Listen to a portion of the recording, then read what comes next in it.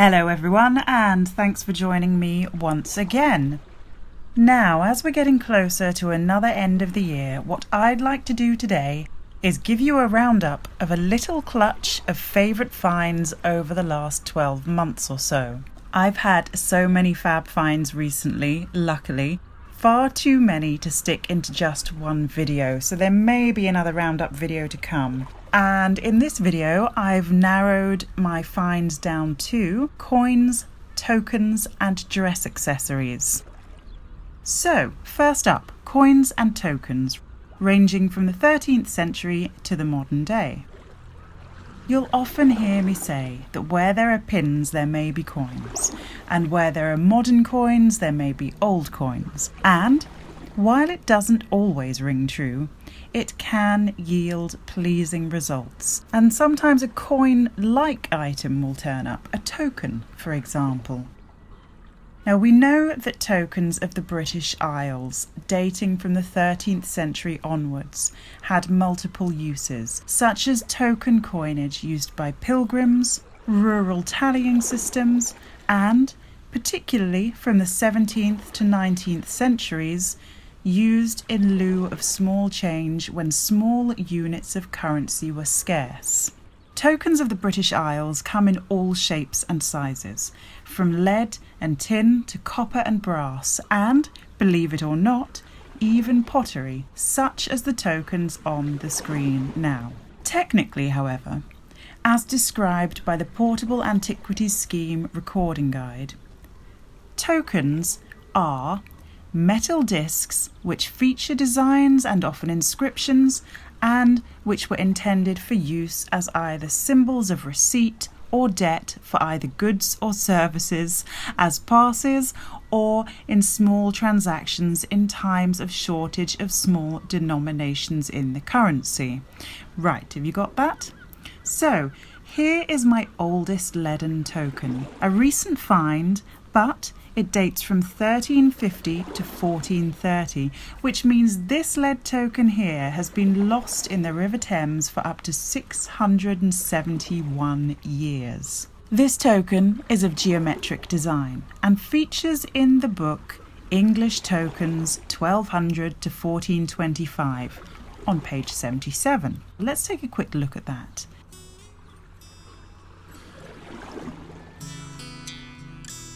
Let's now see the token all cleaned up.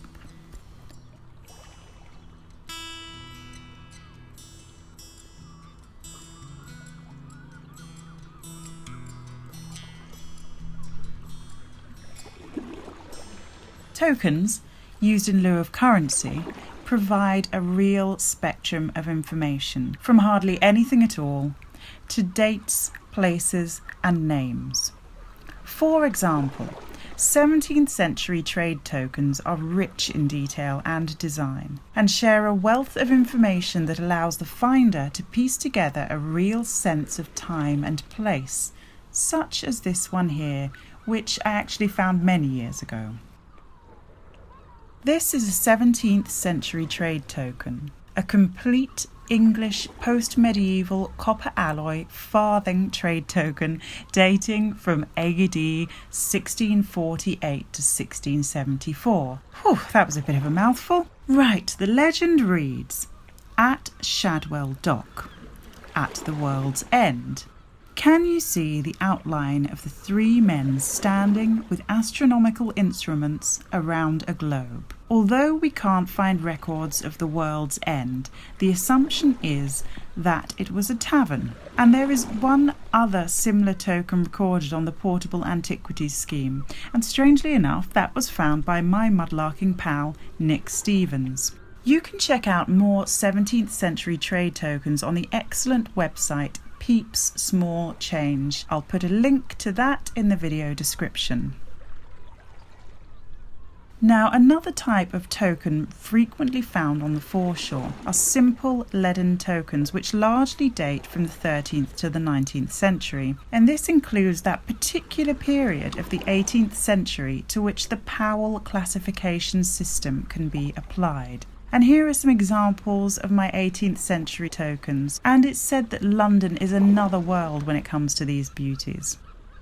I find this type of token in abundance, and although they rarely bear dates or little more than a crude pattern or initials, nothing much to be able to pinpoint their precise history, they are such tactile objects, quickly and easily homemade, and I just can't help but love them. I have got a special one here with a date on it, 1790, and this one was recorded by the museum as it was a stepping stone in dates for them to link between before and after pieces that they have in their collection. Now, as well as the obvious, tokens being used in lieu of available small change, other theories for their use are those such as the one posited by David Powell, who suggests that tokens, particularly because of the amount of anchor designs in existence, may have had a maritime purpose, perhaps for use in ferry crossings. Then there are those mysterious token finds. No matter how hard you search for the answer and how close you come, they remain an unanswered question. This coin blank here has been counterstamped. Its message tantalizingly complete, yet incomprehensible. This counterstamped blank that I found fairly recently looked so much like a Thomas Spence propagandist coin, an idea backed by a number of numismatists that I spoke to. Perhaps we would get an answer after all. Well, although a number of learned fellows were very interested to see it, and remarked how rare it is due to never having seen one quite like it, they eventually ruled it out as a Spence token through a lack of a comparison piece, essentially because there wasn't an extant comparison, and sadly it had to be ruled out as a Spence, and remains to this day a mystery, one that I cannot for the life of me read. Now, let's take a look at some of my hammered coins. Here's a classic hammy for you, found recently on the foreshore. It's a James I and VI, under the House of Stuart, 1603 to 25. The design shows the first bust, Thistle mint mark, 1603 to 4. The lettering here says I.D.G. Rosa, Sina, Spina, which translates as James, by the grace of God, arose without a thorn. How grand. Now, whether by accident or design, and I like to think it's by design, the coin has been pierced at the top here, perhaps to show it was out of circulation. But it also has a significant S-shaped bend to it, a typical sign in coin love tokens. So could this actually have once been a love token given to a sweetheart to wear around their neck? Perhaps, as a couple of subscribers to this channel suggested, the coin was used in a topping out or topping off ceremony, a Dark Ages Scandinavian building rite brought to the British Isles by the Vikings to celebrate finishing the construction of a building. We won't ever know for sure, but it certainly gets the imagination going.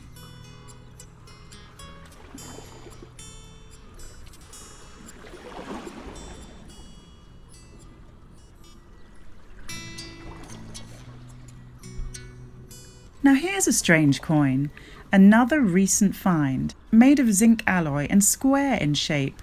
It's a Dutch coin, minted between 1941 to 43, while the country was under occupation of Nazi Germany. Because these coins were made of zinc, a cheap option, which meant other durable metals could be used for more nefarious arms-related reasons, there are not many of them around today. Certainly not many of them around in good condition, and I'm pleased to have found this one here.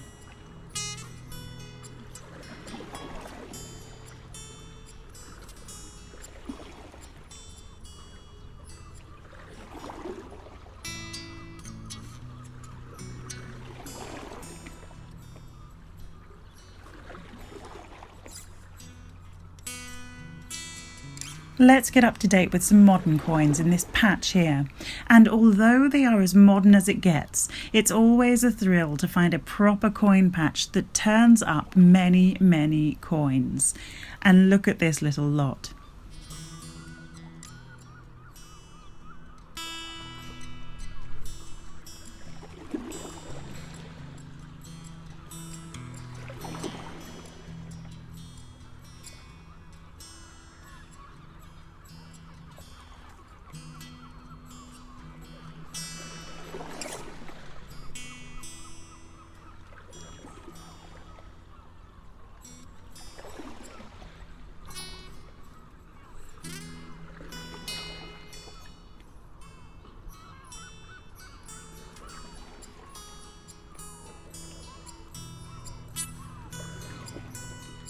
Who says modern coins? And by that I mean pre-decimal, but post the 1920s. Who says that modern coins can't be a worthy find? Here is an early 20th century Irish pingin penny, first minted in 1928, and it's the first coinage of the Irish Free State, replacing its British counterpart. I've said it before and I'll say it again, I just adore the designs on these coins, and they were designed by Percy Metcalfe, and the coin collection was known as the Barnyard Collection.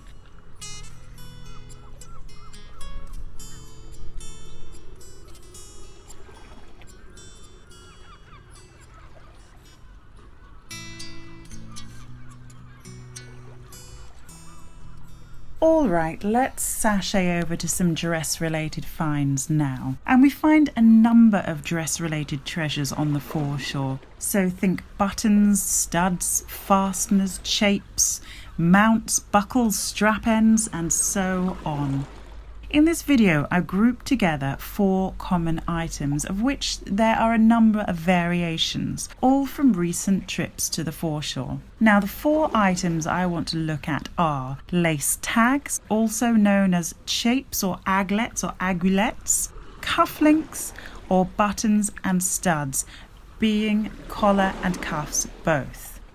So let's start off with the common laced shape, perhaps in some eyes just one step up from the humble pin. Yet, let's not forget that these lace ends can be works of art in themselves. You'll often see me sifting through a silty patch on the foreshore, turning up pins, little pieces of metal, clothes fasteners, shapes. Now, I've explained before what they are, but I've never really gone into detail about just how exquisite they can be. Documented from the 14th century onwards, laces for fastening were used in abundance until the early 17th century. Laces aided tighter figure-hugging fashions, an eminently practical device, and later they were also used for decoration, on slashed garments and caps. Although mainly made from sheet copper alloy, they could also be made in precious metals. So check this lace tag out here. This is a 16th century tag. It's gold, decorated with bands of applied filigree around the cylindrical body and closed at the tip with a filigree cage. As I said, exquisite. Now, what's really exciting is you can see similar examples in a painting, a particular painting I'm thinking about here, and this is a portrait of Mary I of England, Mary Tudor, also known as Bloody Mary. This painting is attributed to Hans Eworth, circa 1553. Now let's take a closer look at her sleeve decoration, and we can see similar golden lace tags here in pairs covering the surface of the material.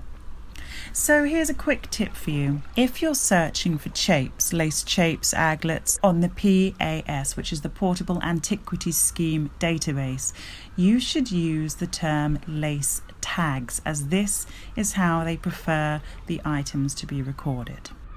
Now, moving on, 2 recent favourite finds of mine are fairly similar in design, and I found them on 2 separate trips, right one after the other. This first one is a presumed cufflink or button, likely 18th to 19th century in date. It's engraved with a heraldic type of rose with 6 petals and alternating calyx, smaller petals. Unlike other examples I found on the database, it's surrounded by what looks to be a rope design. The cuff button appears to me to have been worked by the hand of a craftsperson with limited skill. It has a real homemade look to it, and I wondered if this decoration was made by a peddler or hawker who would go house to house proffering their skills to the householder who might need any number of items engraving. Just an idea. Now, take a look at this larger stud or button which I found a week later. It's a collar stud which has been meticulously and accurately tooled. It's octagonal in shape, really solid and chunky, and has an incised decoration. Same date range, and you can see the similarities in design. However, the decoration is a circle rather than a rose. Here you can see there's a tiny circle in the middle, a larger one, and then a dotted circle to enclose it. I haven't found any similar patterns on the database, but here is a similar object, another dress stud.